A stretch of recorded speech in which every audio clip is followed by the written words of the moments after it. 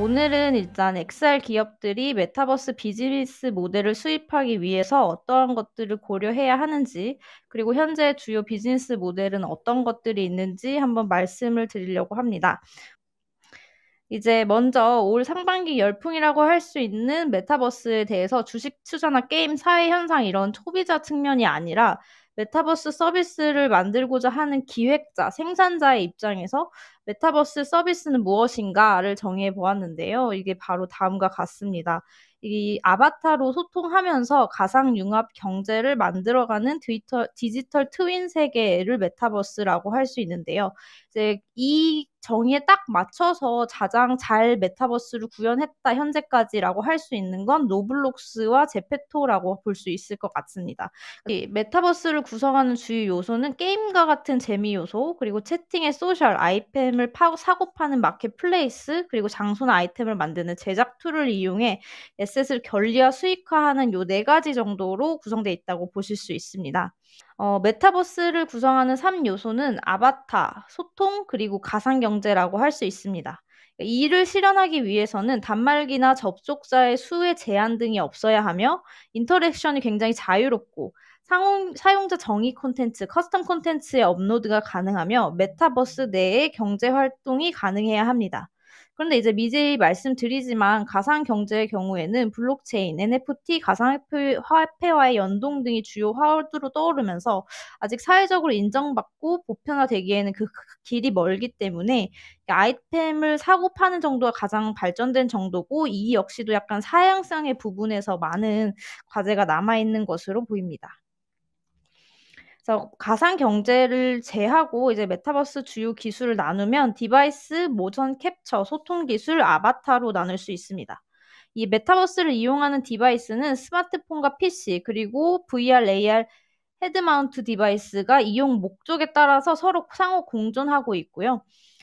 메타버스 서비스 기획 시에는 모든 디바이스와의 호환 가능성을 좀 염두에 두어야 됩니다. 그렇기 때문에. 모션 캡처의 경우에는 가장 빠르게 발전하고 있는 부분인데요. 최근 VR, AR 기기들은 거의 6 자유도까지 대체로 탑재를 하고 있습니다. 모션 캡처 영역에서 AI와 연계도 굉장히 활발하고요. 그다음에 소통 기술은 기존의 인터넷 채팅 방식에서 크게 벗어나고 있지 않는 것 같습니다. 그리고 이제 중요한 아바타인데요. 아바타가 메타버스 서비스 의 핵심으로 등장하면서 이 디지털 휴먼 기술을 활용하여 어떤 아바타를 만들 것인가가 기업의 고민으로 커지고 있습니다.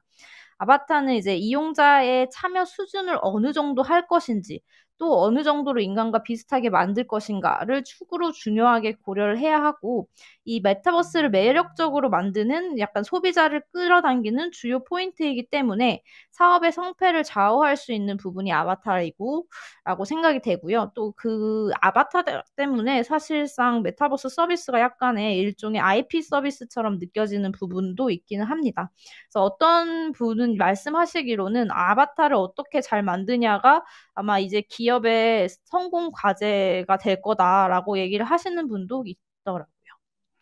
그래서 이제 그런 보다 큰 사업 생태계 속에서 메타버스와 연계되는 기술, 서비스들을 살펴보겠는데요.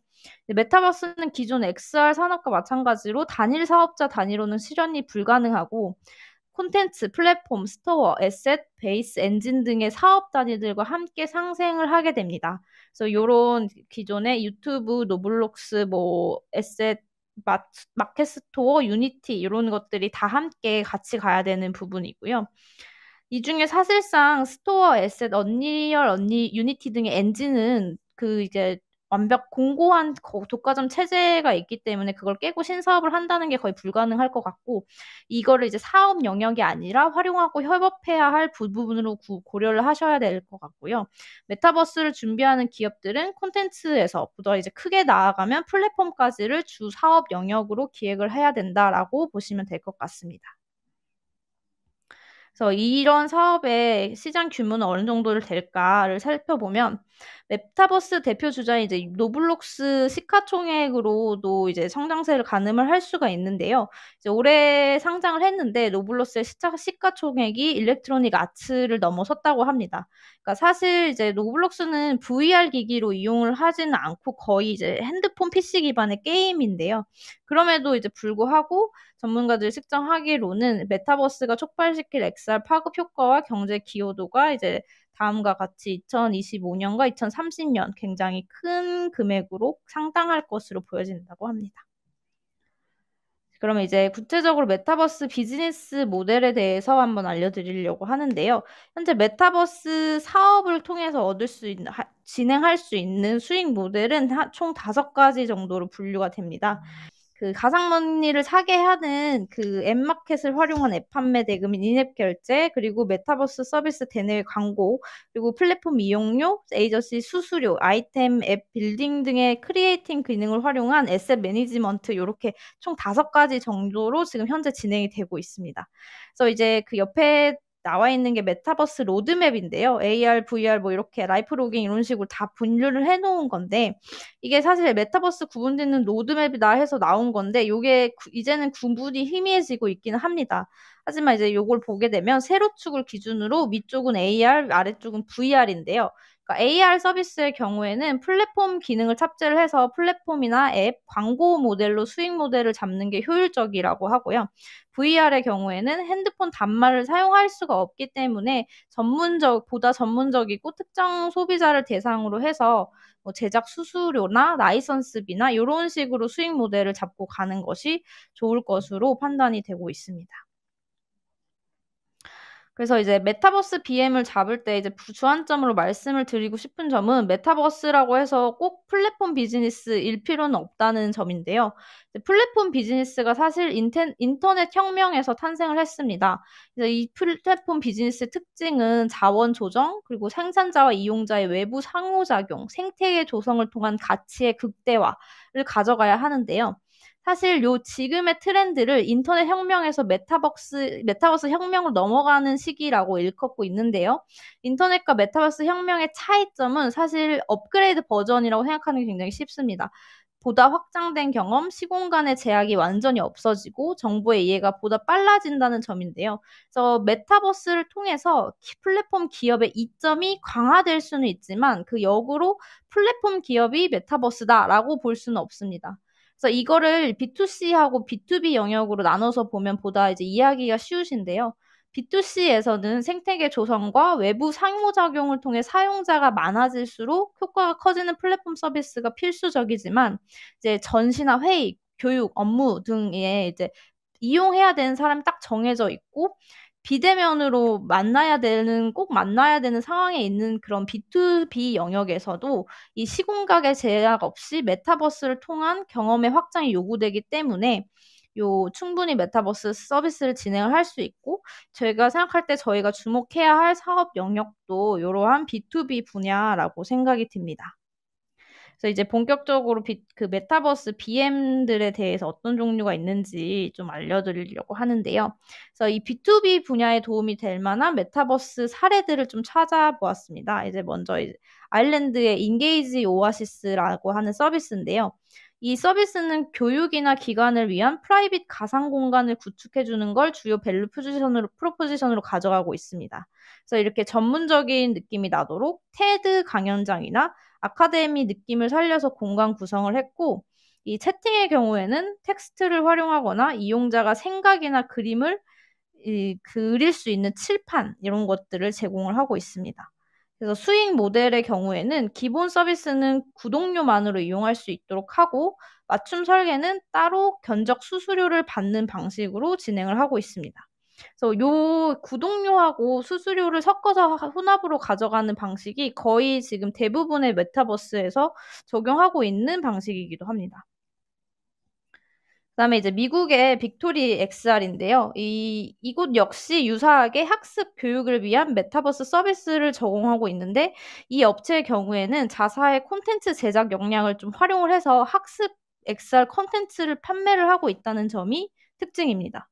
그래서 콘텐츠와 메타버스를 묶어서 체험하는 방식으로 일종의 자체 교육 커리큘럼으로 엑셀 아카데미를 운영을 해서 이렇게 하고 있는 점도 차별점이라고 할 수 있습니다.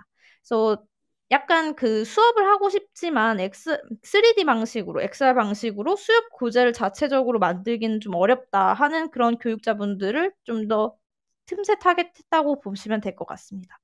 그래서 이 서비스를 만약에 콘텐츠 범위까지 이렇게 넓혀가게 되면 이제 교실 안 대면 수업에서도 콘텐츠가 얼마나 유용한지에 따라서 이용할 수밖에 없는, 그래서 좀 더 많은 수요를 발굴할 수 있는 이런 장점을 가져갈 수 있을 것 같습니다.